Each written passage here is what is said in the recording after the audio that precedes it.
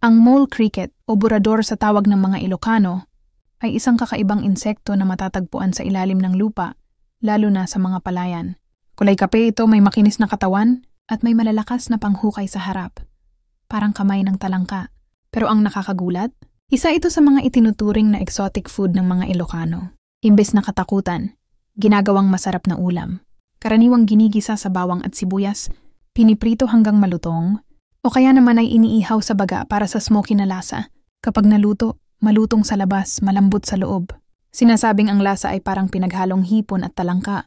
May natural na alat at linamnam na bagay sa mainit na kanin.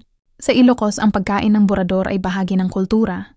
Ipinapasa ito sa bawat henerasyon bilang simbolo ng pagiging maparaan, matipid at malapit sa kalikasan. Kaya kung naghahanap ka ng kakaibang food experience, subukan mo na ito.